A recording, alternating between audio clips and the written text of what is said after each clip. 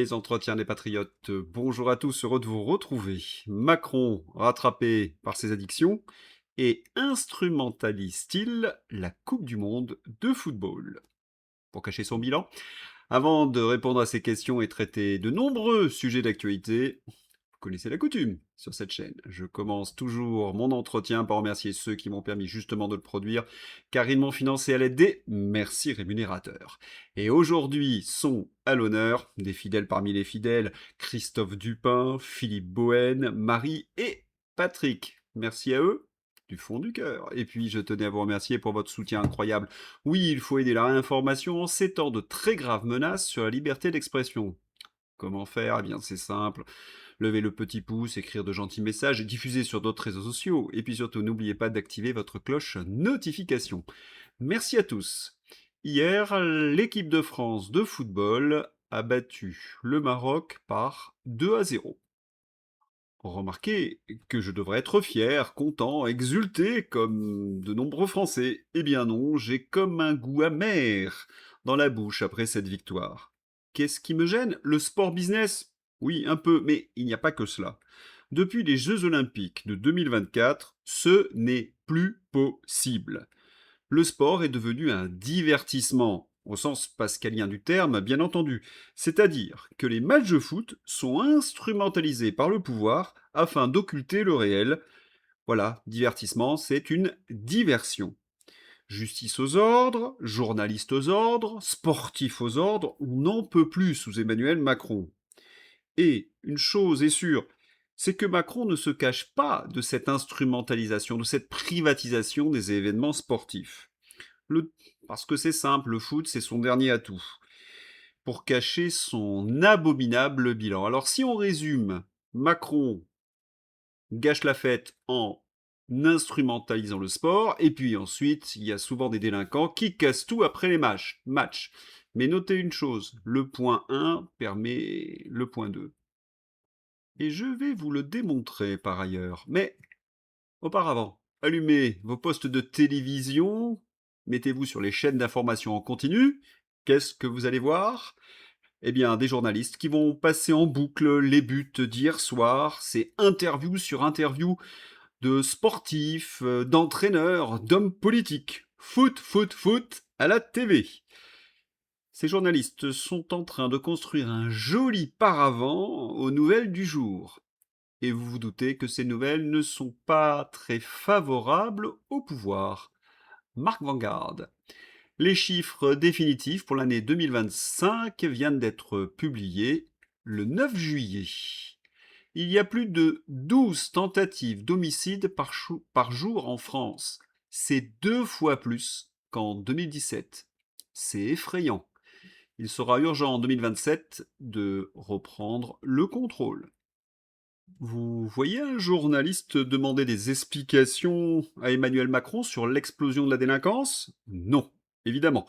Mais vous aurez des questions sur Mbappé. A-t-il la peau douce? Les violences explosent. C'est en effet ce que montrent les chiffres calamiteux sur l'année 2025. Exemple, les agressions augmentent encore de 5%. On est au total sur une hausse de plus de 26% depuis 2017. Avez-vous entendu un journaliste poser cette question poudrée? Monsieur le Président, les Français sont-ils encore en sécurité en France? Ah non, ça sera une question sur le foot. Ah, ce Mbappé, quelle pointe de vitesse!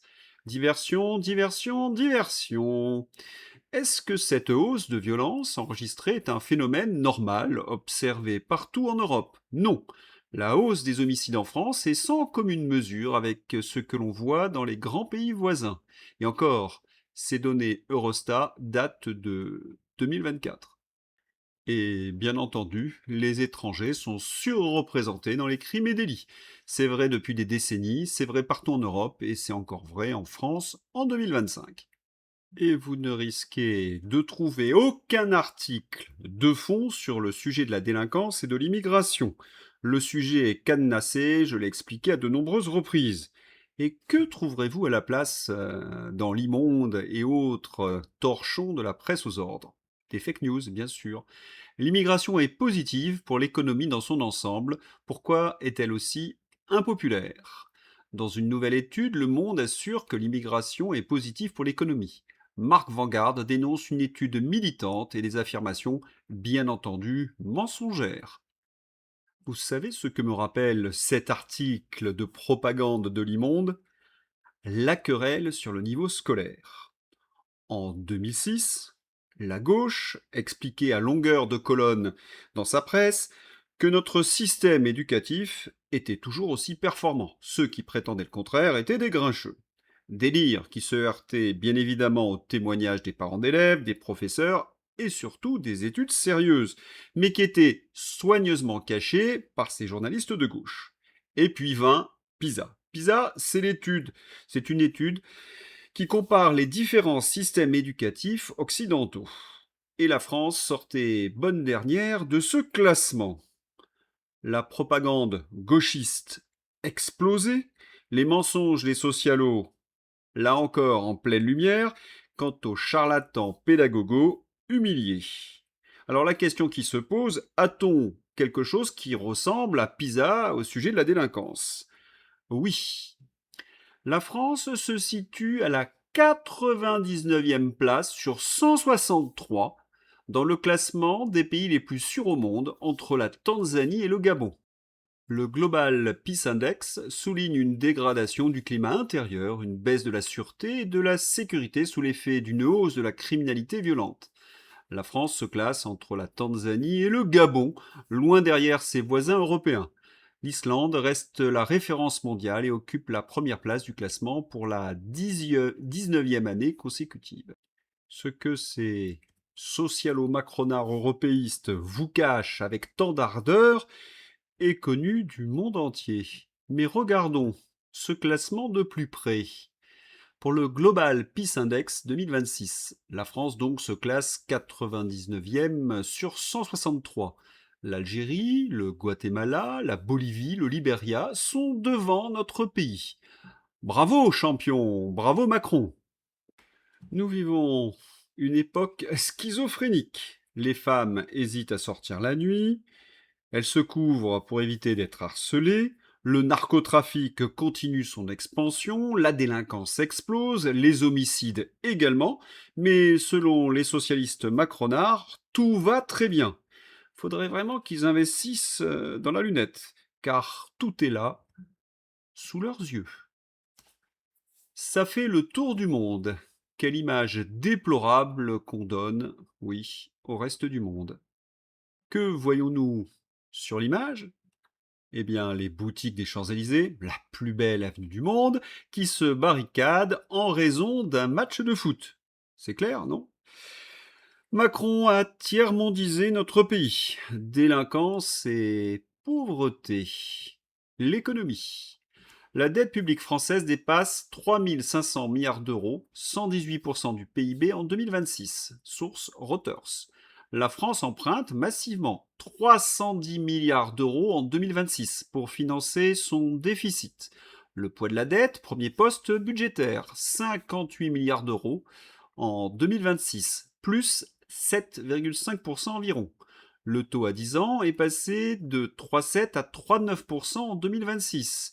Cela signifie 4 milliards d'euros de plus à payer par les Français, c'est la charge de la dette, le taux plus inflation. Le gouvernement, dans la précipitation, a d'ailleurs annoncé 6 milliards d'euros d'économies pour compenser. Problème, c'est que nous connaissons une baisse de la consommation qui est due à l'appauvrissement généralisé et évidemment cela donne moins de rentrées fiscales. L'estimation d'ailleurs est à plusieurs milliards d'euros. C'est sans fin. Macron a placé la France dans une spirale économique infernale. Entendez-vous un journaliste demander au poudré: Monsieur le Président, vous vous êtes présenté en 2017 comme le Mozart de la finance, et 10 ans plus tard, la France est ruinée. Avez-vous menti aux Français? Non, non, vous n'entendrez jamais ce genre de questions à la télévision. Par contre, vous verrez Emmanuel Macron faire des câlins à Mbappé. Les conséquences de la politique du Mozart de la finance: explosion des taxes et impôts. Il faut trouver des économies partout. Geler les pensions de retraite jusqu'en 2030. La recommandation explosive d'un comité d'experts rattaché à Matignon. Le comité de suivi des retraites préconise une nouvelle fois de sous-indexer les pensions de 2 points sur l'inflation pour rééquilibrer le système. La spirale infernale. Ils ne savent plus comment faire. C'est la panique. Et en plus, plus vous taxez au-delà d'un certain seuil, moins il y a de rentrées fiscales. Pourquoi? C'est une loi économique. Quand vous taxez trop, lorsque vous diminuez le pouvoir d'achat des Français, vous tuez l'activité et les Français consomment moins, donc moins de rentrées fiscales.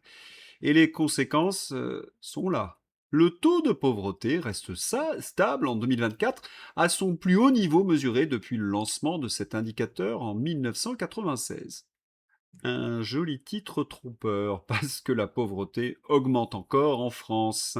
C'est News. Cette insécurité se rajoute peut-être ce que certains appelleraient la tiers-mondisation du pays, avec un chiffre qui là aussi est très inquiétant. C'est le taux de pauvreté. Oui. C'est 15,4% de la population. C'est le taux. Eh oui, il y a un effondrement sécuritaire, un effondrement du pouvoir d'achat des Français avec un taux de pauvreté qui est en train d'augmenter. C'est bien la France qui se tiers-mondise. Quelques indices? Oui, on veut des indices. Le nombre de fermetures de lits. En baisse continue depuis plus de 20 ans, le nombre de lits a encore diminué en 2024. La France connaît une explosion de la demande du fait des baby-boomers. Et que fait Emmanuel Macron? Il ferme des lits. Criminel. Protéger les enfants devrait commencer par là. Quoi donc? Ce n'est pas une fatalité. La bonne blague. La mortalité infantile ne cesse d'augmenter en France malgré la chute des naissances. Je rappelle que l'augmentation de la mortalité infantile est un indice de tiers-mondisation. Pour ceux qui ont de la mémoire, Emmanuel Todd avait prédit la chute de l'URSS dans les années 70 à travers l'augmentation de la mortalité infantile. Autre indice. Le scandale de la célébration de la loi sur la fin de vie. Le ministre Panifou organise le 15 juillet au soir un pince-fesse pour fêter la légalisation de cette horreur de la fin de vie. Vous vous rappelez que les socialistes, la majorité dite présidentielle, nous avaient juré la main sur le cœur, un débat digne du sérieux, de la gravité. Et hop, petit four, champagne et musique techno pour fêter la mort des plus fragiles. Chasser le naturel, il revient au galop. C'est infect, c'est Macronard devant le tollé. Laurent Panifou, porte bien son nom, ministre chargé des relations avec le Parlement, a tenté de désamorcer une polémique ce jeudi sur une réception prévue dans son ministère après le vote de la proposition de loi sur l'aide à mourir. Un événement désormais reporté. La Macronie, c'est l'indécence permanente. Il y a quelques instants, j'expliquais que cette loi sur la fin de vie était un indice de tiers-mondisation. Macron a laissé filer les déficits, il est obligé de faire des économies, il s'agit d'une question de coût. Remarquez que ce n'est pas mon opinion, cela était déjà dans les tuyaux sous Jacques Attali. La fin de vie sera un des instruments essentiels de nos sociétés futures, dans tous les cas de figure. Dans une société capitaliste, des machines à tuer, des prothèses qui permettront d'éliminer la vie lorsqu'elle sera trop insupportable ou économiquement trop coûteuse, verront le jour et seront de pratique courante. Je pense donc que la fin de vie, quelle qu'elle soit une valeur de liberté ou une marchandise, sera une des règles de la société future. Jacques Attali, le mentor d'Emmanuel Macron. Tiers-mondisation, c'est certain, mais il y a un autre facteur, lequel? Voyons voir. Fin de vie. Comment Emmanuel Macron a imposé l'accélération du calendrier parlementaire de la loi. Au cours d'une réunion secrète à l'Élysée, le président de la République a tranché contre l'avis de son Premier ministre, Sébastien Lecornu, pour que le vote final de la proposition de loi légalisant la fin de vie se déroule avant l'été. Et oui, Sébastien, pendant la Coupe du Monde de foot, ils n'y verront que du feu. Ils ne verront que Mbappé. Alors, quel est ce facteur? Peut-être celui-là. Laurent Panifou, le ministre organisateur de la fête de la fin de vie au CESE, est directeur d'EHPAD. Tout un programme. Cela donne froid dans le dos. Et dire que certains lui ont confié leurs parents. Vous voyez ce que je veux dire? Il était directeur d'EHPAD quand, Panifou? En 2020, pendant la pandémie, pendant le décret Rivotril. On a peut-être une clé de la précipitation d'Emmanuel Macron à faire voter cette loi. Il a besoin que cette loi passe avant 2027. C'est une question de vie ou de mort, sans mauvais jeu de mots. Et regardez-le, le poudré. Il n'a jamais mieux porté son nom. Par ces autorités légitimes. C'est ça ce à quoi nous croyons. Et donc, au fond, nous pensons qu'il faut désarmer le Hezbollah. Nous pensons qu'il faut que... Est-il rattrapé par ses addictions? Il bafouille, porte des lunettes de soleil en permanence et se gratte les mains. Tous les symptômes d'abus de produits stupéfiants ou de médicaments qui provoquent photophobie, hallucinations tactiles et altération de l'élocution. C'est confirmé par les médecins de mon entourage et par Grok. Ce sont bien des symptômes d'addiction.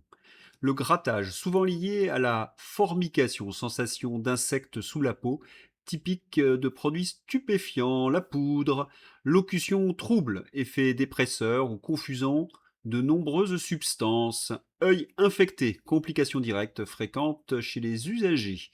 Avec ces trois signes réunis, grattage, parole difficile et œil infecté, on est dans un profil très évocateur d'un consommateur récent ou chronique de produits illicites. Voilà.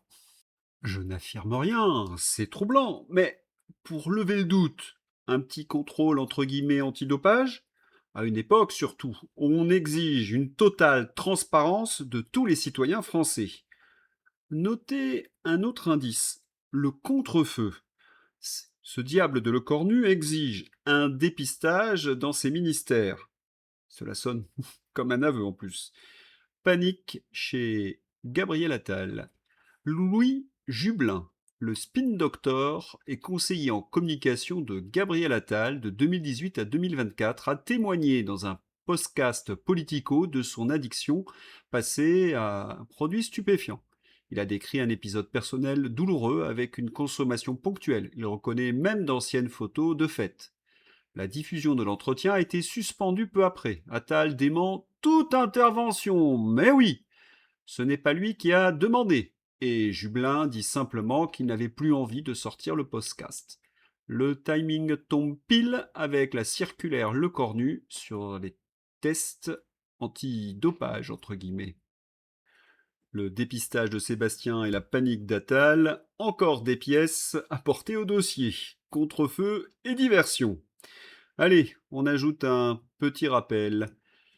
La députée macroniste Renaissance, Caroline Janvier, en 2023, dans une interview à Paris Match, a affirmé que des produits illicites circulent à l'Assemblée nationale, notamment lors de soirées ou des fins de session, et qu'il y avait aussi une consommation excessive d'alcool.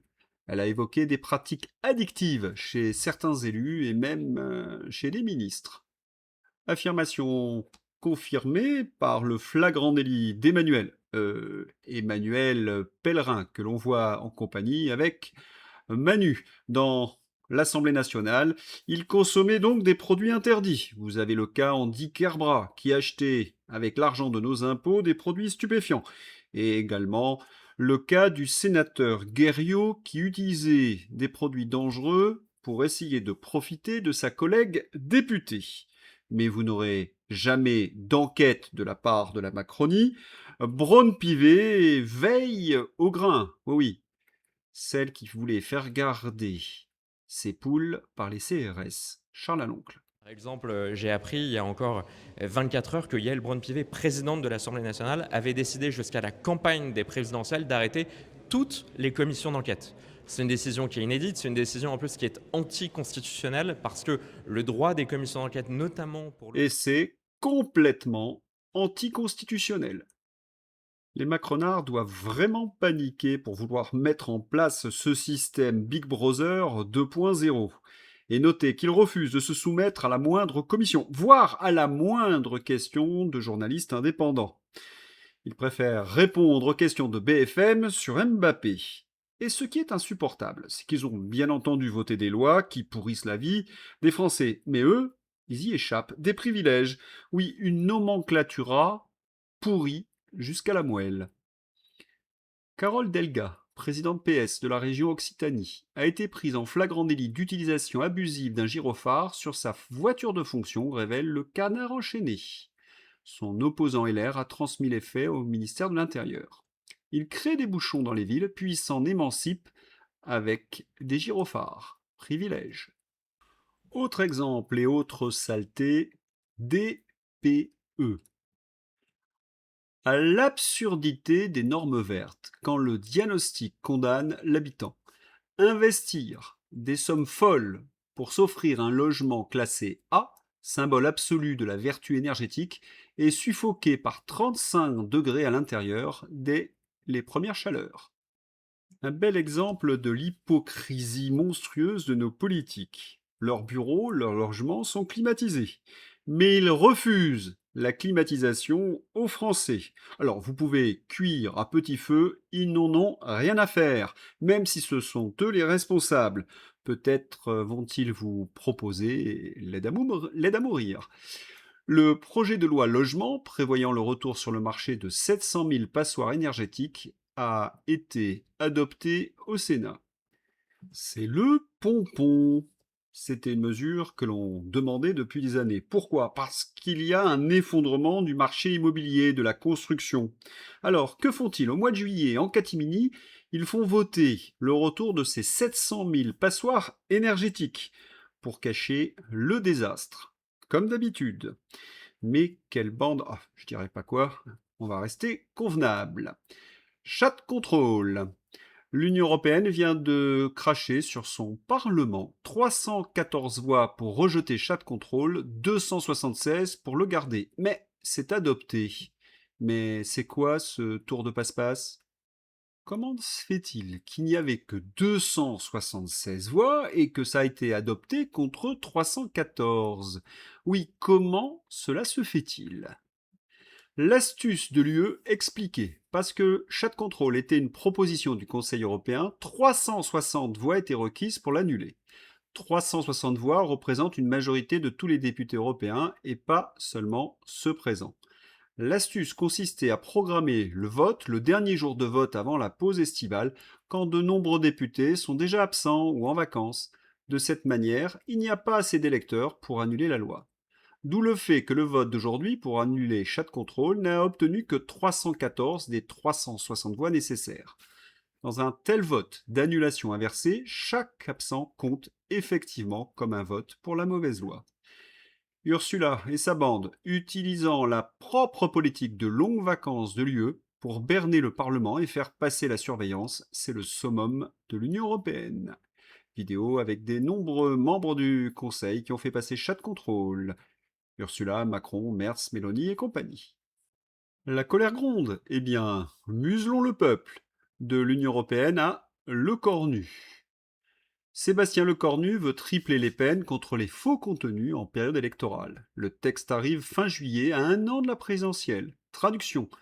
Ils ont perdu le monopole du récit, alors ils vont museler le peuple par la loi. D'ailleurs, qui va définir ce qui est faux? Les macronards et autres fact-checkers. Jonathan de Lorraine. Imagine le retour des Gilets jaunes demain. Pas en théorie. Demain, des Français qui ouvrent des groupes, partagent des lieux, diffusent des vidéos, appellent à se rassembler, contestent le pouvoir, sortent du cadre. Sauf qu'entre 2018 et aujourd'hui, ils ont compris la leçon. Ils ne veulent plus seulement gérer la colère une fois qu'elle est dans la rue, ils veulent la voir venir avant. L'identifier avant, la qualifier avant, la couper avant. Chat contrôle pour entrer dans les conversations.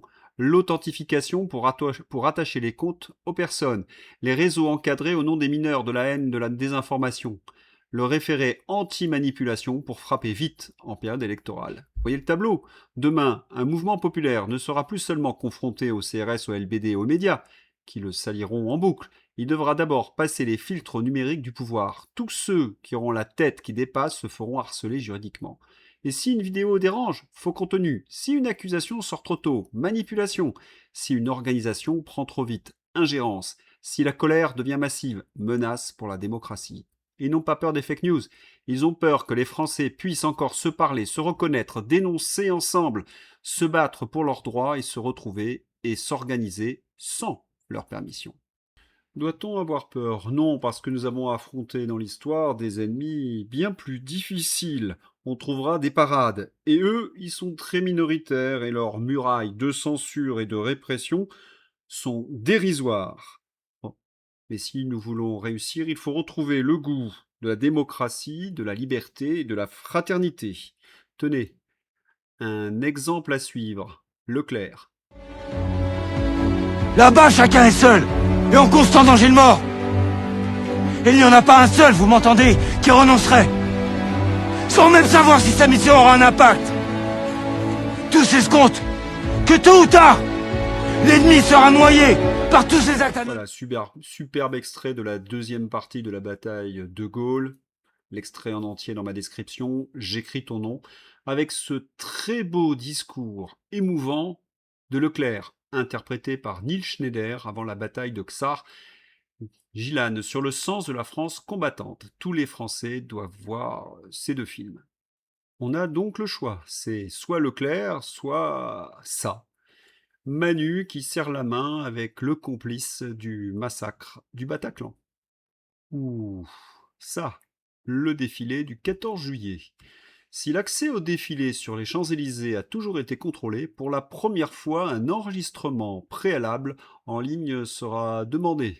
Eh oui, et le Manu, il a... Il va se passer beaucoup de choses. On va commencer par une définition. Joseph Aucourlian, le président du Racing Club de Lens. Une originalité, dit le journaliste aux ordres macronard, dans ce cadre justifié par la présence de nombreux chefs d'État étrangers. Macron privatise une fois de plus le 14 juillet pour célébrer, qui plus est, les bandéristes. Faites vos choix. Quelle honte, boycotter ce défilé. De toute façon, ce sera un défilé euro-ukrainien. Venez plutôt, vrai défilé national, le 14 juillet à 17h, place du 18 juin 1940, quartier Montparnasse, Paris. 0 passe demandé pour la France libre et pour la paix. Allez, c'est l'heure d'ouvrir la page fantaisie. Vous vous rappelez que le maire de Saint-Denis a expliqué qu'il avait voté pour Mitterrand, alors qu'il était mineur. Durant cette période, les réseaux sociaux s'en donnent à cœur joie. Archive inédite, réunion de travail entre Jules Ferry et Bali Bagayoko. Vous avez également le selfie entre le maire de Saint-Denis et Louis XIV. Et n'hésitez pas à consulter l'histoire de France revue et corrigée par la Nouvelle France. François Hollande a une idée de génie. François Hollande propose de limiter la primaire du Parti socialiste aux anciens présidents socialistes, c'est-à-dire lui-même. Une blague qui résume bien Emmanuel Macron. Macron se rend dans un petit village très pauvre de Lozère et demande au maire quelles sont les 3 priorités de sa commune. Le maire répond « La première, c'est notre hôpital. Le bâtiment est là, mais il n'y a plus de médecin. » Le président sort son téléphone, passe un appel et dit « C'est réglé. D'ici 15 jours, 5 médecins seront affectés ici. » Quelle est la deuxième? Eh bien, ce sont nos routes, elles sont défoncées. Macron reprend son téléphone, échange quelques mots et déclare « C'est réglé. Les travaux commenceront dès le mois prochain. » Puis Macron demande « Et la troisième ?» Le maire répond « La troisième, ce sont les téléphones portables. Quel est le problème? Ici, il n'y a pas de réseau. » Cette loi illustre 10 ans d'Emmanuel Macron. Le Cornu veut censurer les opposants politiques. Une image pour illustrer. Pourquoi es-tu dans une cage? Parce que je parle. Attention cet été à la variole du vacancier. Que fait l'OMS? Que font les Big Pharma? À quand un vaccin? Nouvelle épidémie, la variole du vacancier. Si les moustiques bossaient comme les abeilles, ils amèneraient le sang à la ruche et ils fabriqueraient du boudin. Bien vu. Devant ses invités, le marquis de Boufflers tente d'embarrasser sa femme en se vantant. J'en aurais fait des cocus dans Paris. La marquise, tu me bats. Moi, je n'en ai fait qu'un seul. Ah, ce sens de la répartie, très utile contre les macronards. Je vous souhaite un excellent week-end. À bientôt. Au revoir.